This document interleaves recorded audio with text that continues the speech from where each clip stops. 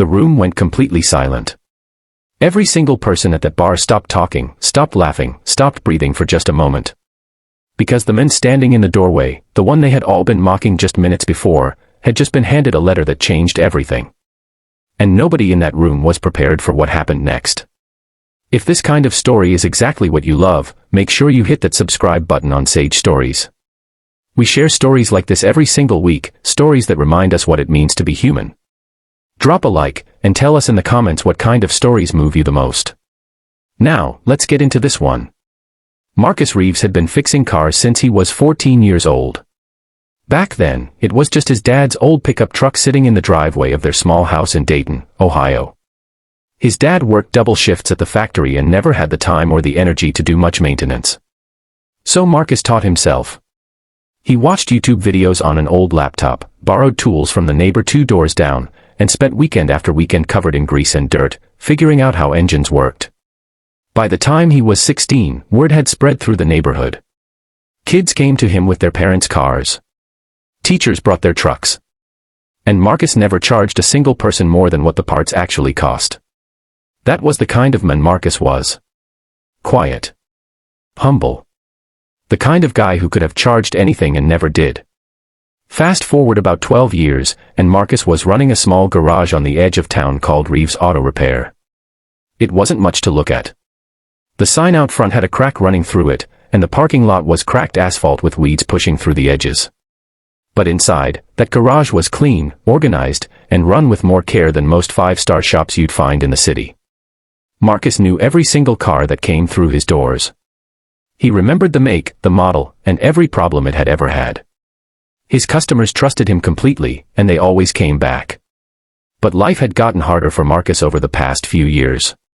His wife, Sarah, had passed away from cancer when their daughter, Lily, was only 4. Lily was 7 now, and she was the center of Marcus's entire world. Everything he did, every early morning, every late night, every dollar he saved, was for her. He dropped her off at school every day, picked her up every afternoon, and made sure she had everything she needed, even when that meant he went without. On the nights he couldn't afford a babysitter, Marcus would bring Lily to work with him. She'd sit in the corner of the garage on a little stool with a coloring book, humming to herself while he worked under the hood of someone's sedan. Sometimes she'd wander over and hand him a crayon drawing of a car, and he'd tape it up on the wall next to his workbench. The whole wall was covered in her drawings now. One Friday evening in late October, Marcus's oldest friend, Dave, called him up and convinced him to come out for a drink at a bar called the Rusty Nail, a few towns over. Marcus almost said no. He almost always said no. But Dave had already arranged for a neighbor to watch Lily, and he said he wasn't taking no for an answer. So Marcus cleaned up, put on a decent button-down shirt, and drove over. The moment Marcus walked into the Rusty Nail, he felt out of place. This wasn't the kind of bar where guys in work boots and flannel shirts hung out.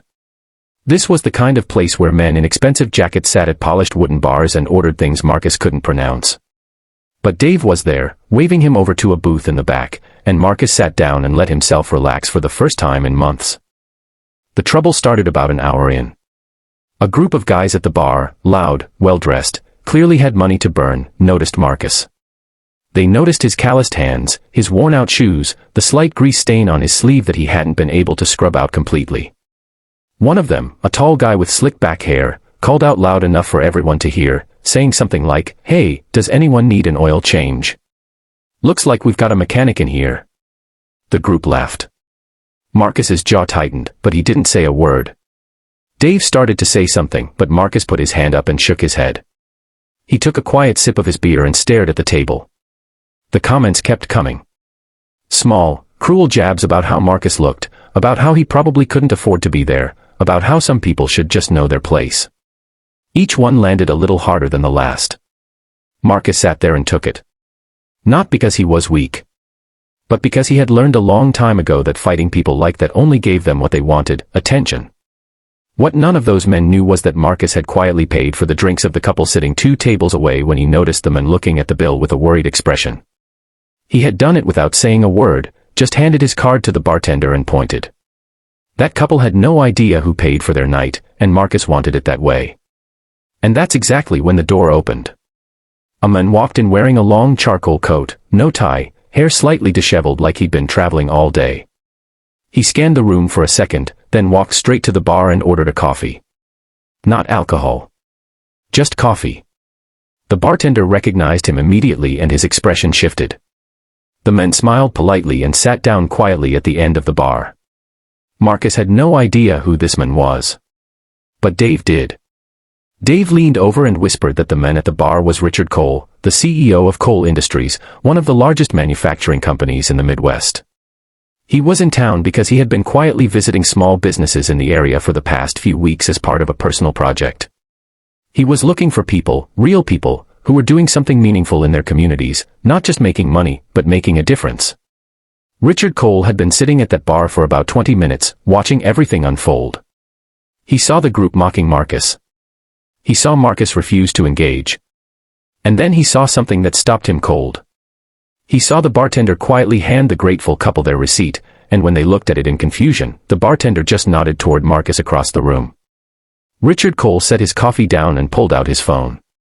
About 10 minutes later, a young woman in a blazer walked into the Rusty Nail carrying a manila envelope. She walked straight up to Marcus, smiled warmly, and said, "Excuse me, are you Marcus Reeves?" The bar went quiet. Marcus looked up, confused, and said, "Yeah, that's me." She handed him the envelope and said, "Mr. Cole would like you to read this." Marcus opened the envelope with shaking hands.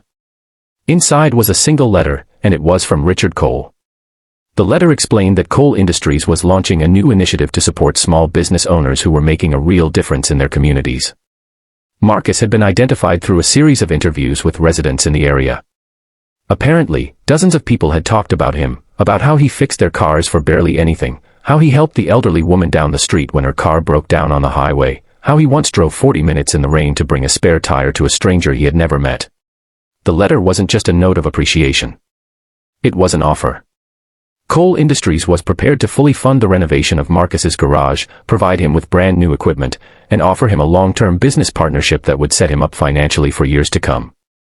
And there was one more thing at the bottom of the letter. A scholarship, a full, 4-year scholarship, for Lily. Marcus read that line 3 times. Then he looked up, and his eyes were filled with tears he was trying very hard not to let fall. The bar was completely silent. The group of men who had been laughing at him just minutes before couldn't look at him. One of them quietly stood up, grabbed his jacket, and walked out without a word. Richard Cole walked over, sat down across from Marcus, and simply said, "I've been watching you tonight. You're the kind of man this world needs more of. I just wanted to make sure you knew that." Marcus shook his hand and couldn't find the words to say anything other than thank you.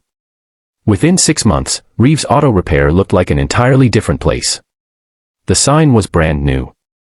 The garage was renovated, clean, and fully equipped. Business picked up significantly, and Marcus hired 2 part-time employees, both young men from the area who needed a chance. Lily started a private school where she was thriving, laughing every day, and drawing pictures that she still brought home for her dad. And on the wall of the garage, right next to all of Lily's drawings, Marcus pinned Richard Cole's letter. Not as a trophy, but as a reminder. A reminder that the way you treat people, even when no one is watching, even when it costs you something, is never invisible. Someone always sees it. That is the real lesson hiding inside this story. Kindness does not always make headlines.